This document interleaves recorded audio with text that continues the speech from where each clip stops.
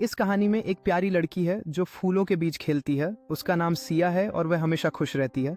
एक दिन सिया ने फैसला किया कि वह अपने बगीचे में सबसे सुंदर फूल उगाएगी। सिया ने अपने बगीचे में मेहनत की और धीरे धीरे उसके फूल खिलने लगे। हर सुबह वह अपने फूलों को देखकर मुस्कुराती थी और उनके साथ बातें करती थी जैसे वे उसके सबसे अच्छे दोस्त हों। एक दिन बगीचे में एक सुंदर तितली आई और सिया के पास बैठ गई। उसने सोचा कि यह तितली उसके फूलों को पसंद करती है और उसने निर्णय लिया कि वह अपनी कहानी में इस तितली का जिक्र करेगी। कुछ दिनों बाद सिया ने अपने दोस्तों को अपनी कहानी सुनाने का फैसला किया। जब उसने अपनी कहानी सुनाई तो सभी बच्चे मंत्रमुग्ध होकर सुनते रहे और उनकी आंखों में चमक थी।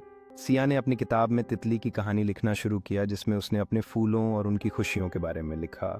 जैसे जैसे सूरज अस्त हो रहा था वह एक नई दुनिया की कल्पना करने लगी जहां वह और तितली मिलकर रोमांच पर निकलते।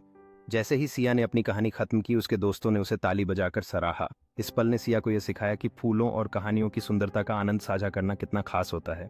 उस दिन के बाद सिया ने अपने फूलों का और भी अच्छे से ख्याल रखना शुरू कर दिया। उसे लगा जैसे उसके फूल अब गा रहे हैं और वह इस मीठी धुन पर खुशी से झूमने लगी। सिया ने महसूस किया कि फूलों की दुनिया में कितनी जादुई चीजें हैं। वे अब उसके साथ गा रहे थे और हर दिन एक नई मजेदार धुन का निर्माण हो रहा था जिसने उसे और भी खुश कर दिया। सिया ने तय किया कि वह अपने फूलों के लिए और भी गाने लिखेगी। उसने अपने नोटबुक में नए गीतों के विचार लिखना शुरू किया जिससे उसकी कल्पना और भी उड़ान भरने लगी।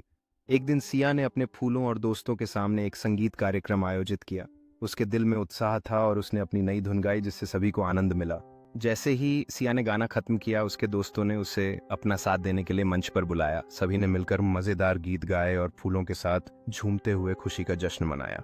कार्यक्रम के बाद सिया और उसके दोस्तों ने बगीचे में एक पिकनिक का आनंद लिया। उन्होंने अपने पसंदीदा नाश्ते का स्वाद लिया और सिया की नई गानों पर चर्चा की जिससे सबके चेहरे पर खुशी थी। सिया और उसके दोस्तों ने आसमान में बादलों को देखकर अपने सपनों और कहानियों पर विचार किए। उन्होंने एक दूसरे के साथ अपनी कल्पनाओं को साझा किया मानो वे बादलों के बीच उड़ रहे हों और गा रहे हों।